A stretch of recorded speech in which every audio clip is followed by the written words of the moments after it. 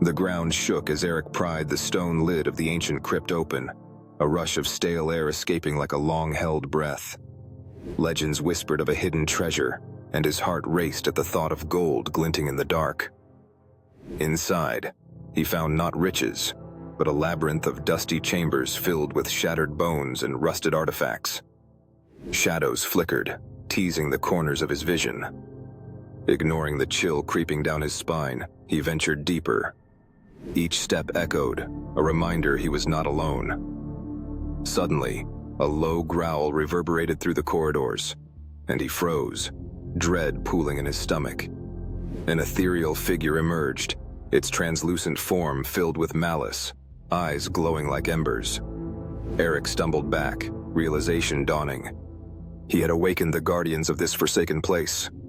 With a screech, dozens of spirits materialized, their faces twisted in anger, mouths forming silent screams of agony.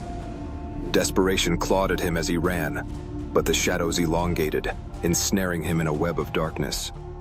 They dragged him back, merging his screams with theirs, binding him to their fate. Now he was part of the treasure, a forgotten soul in the crypt, forever cursed, eternally restless.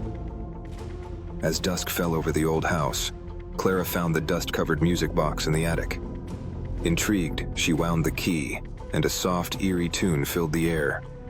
It was sweet yet unsettling, teasing memories of a long-forgotten lullaby. Clara felt a chill creep down her spine, but curiosity kept her listening. With each note, shadows flickered at the edges of her vision, and she dismissed them as tricks of the dim light. Yet the air thickened, and a whisper arose, barely audible above the melody. "Help me. Find me." The sound was faint, yet it gnawed at her soul. Driven by an unseen force, she searched the attic, uncovering a hidden compartment in the wall. Inside lay a faded photograph of a girl, eyes wide with despair. Clara's heart raced as she turned back to the box, the melody crescendoing, now laden with sorrow. Suddenly, the whispers grew clearer, now pleading, echoing from every corner of the room. She dropped the box in terror, but it continued to play on its own. The house groaned, walls shuddered, and a cold wind swept through, extinguishing the light.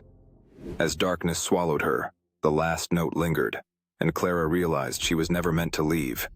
The music box had claimed her soul, binding her to its haunting melody forever. In the small, forgotten town of Eldridge, whispers of the midnight gathering spread like wildfire. Each night the clock struck 12, and townsfolk vanished, leaving behind only an eerie silence. But what emerged in their place were familiar faces, eyes vacant, yet hauntingly recognizable. On one fateful night, Clara, curious and anxious, decided to stay awake, determined to uncover the truth behind the strange phenomenon. As the clock chimed its ominous toll, she peered through her window. The town square was alive with shadows, figures shuffling about, their movements jerky and unnatural. Clara's heart raced as she recognized her neighbor, Mrs. Hargrove, leading the others in a twisted dance. Their smiles were stretched, grotesque, as if they were puppets with invisible strings. Summoning her courage, Clara stepped outside, calling out to them.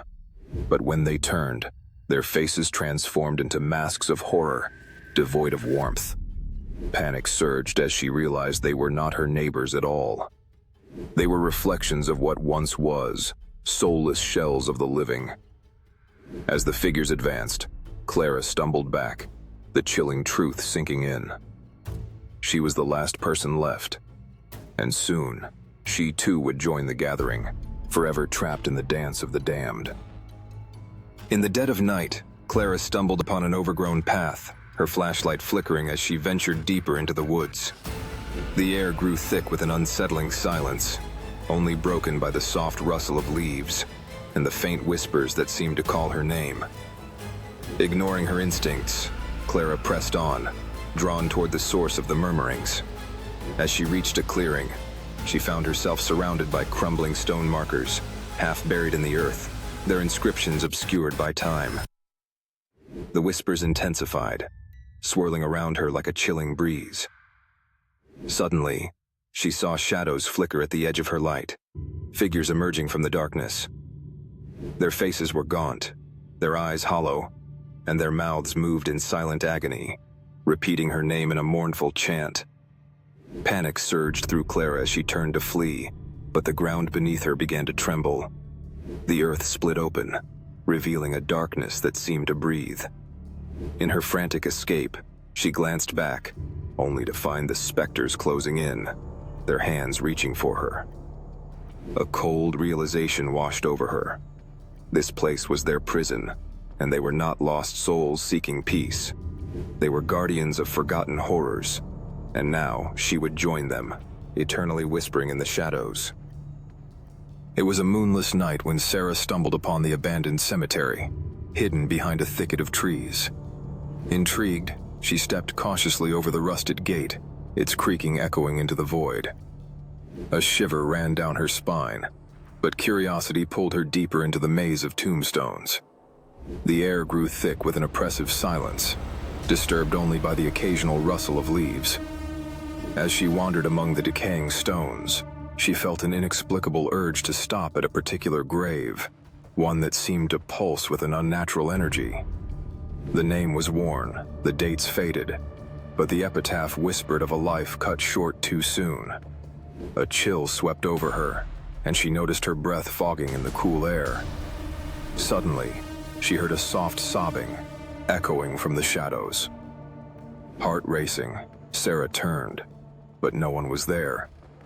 The crying intensified, a desperate plea that clawed at her sanity. She backed away, but the ground beneath her shifted, and the air thickened as the sobs turned to wails. In the dim light, a figure emerged, its eyes hollow, lips curled in a ghastly grin. "You're the last visitor," it hissed. As darkness enveloped her, Sarah realized she would never leave, just another lost soul in the silence.